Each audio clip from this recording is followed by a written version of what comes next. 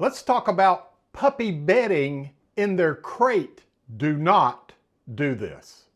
Don't do this. Let's talk about it. Hi everybody, I'm Charles Miller, GermanShepherdMan.com.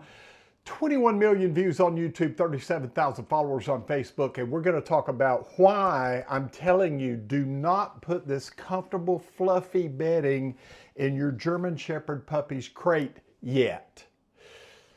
I learned this in 1999. I had a dog in the crate. He was a puppy. He was probably about 5-6 months old. And, you know, my emotions, oh, he needs a nice soft bed in the crate. That was my emotions. When human emotions get involved in dog training, bad things can happen. I'm just saying. So what I woke up to one morning was one of these beds, not necessarily this bed, but a bedding thing in the bottom of his crate so that he could be, you know, feel good. It looked like an avalanche had happened in that crate during the night.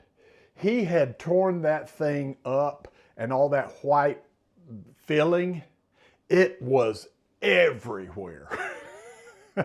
And here's the bad part. He swallowed some of it. Now this was a dog with a high food drive. You put food down and he's, you know, one of those dogs. So I cleaned it up, got him out, took him outside, do his business, come back in, play. And then when I gave him his breakfast, he didn't want to eat. That was odd because he was a high food drive dog. And then supper time came and he didn't eat again. I knew something was wrong, but I couldn't figure it out. And then the next morning, he just walked away from his food, didn't want to eat. So boom, we're on the way to the vet. We go to the vet, they do the x-rays or whatever to look inside, and the vet said he has a blockage in his intestines. I was like, oh, wow. I know what that is. And I explained to the doc what had happened, and he's like, yeah, he probably swallowed some of that stuff, and it's in there. Now we have two options. And the vet said, I'm going to take the second option because I think that's the best option for now. Since you caught it so quick, got him up here so quickly, we could surgically go in and cut it out. Or I could keep him here for a day or two, and I could put 2 IVs in his legs, kind of, you know, knock him out a little bit and knock him all the way out, but just kind of get him a little druggy so he would just lay in that crate. And maybe putting all these fluids into his bloodstream, maybe that will be enough to flush this stuff out and it'll come out on his own through his digestive system. Wow. That's just one thing that I have learned, and you want to learn all the things that I have learned over all these years. Get my puppy training system, my younger puppy training system. It's on my website, easy to find. If you have an older puppy, maybe you have an older puppy, 10, 12, 15, 20 months old, and it didn't get trained when it was a little puppy, I also have an older puppy training system. My phone number's in there so you can call me. Free phone consultation. Now, let's talk about this. Again, emotions. I talk about emotions a lot because I learned you have to take emotions out of puppy training because bad things can happen.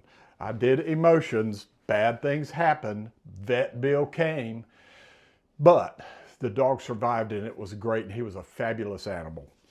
So get my puppy training system. Not only do you get my phone number for free phone consultation. People call me from all over the world. I'm not kidding. Sweden, France, Honduras, Japan, Saudi Arabia, Qatar, Australia.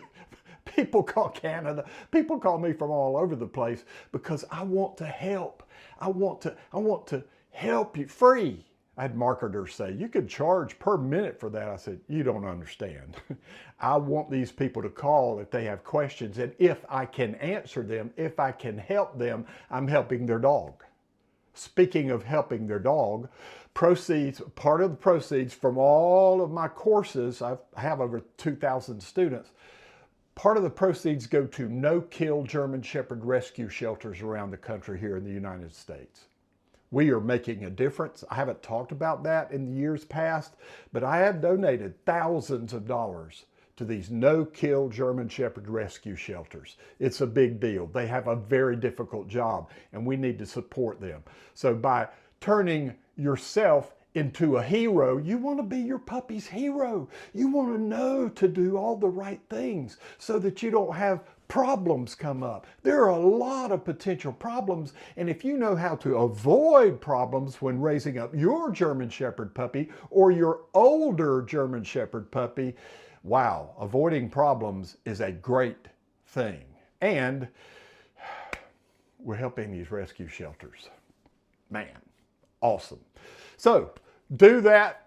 Get my number. Call me if you need me. Charles Miller, GermanShepherdman.com.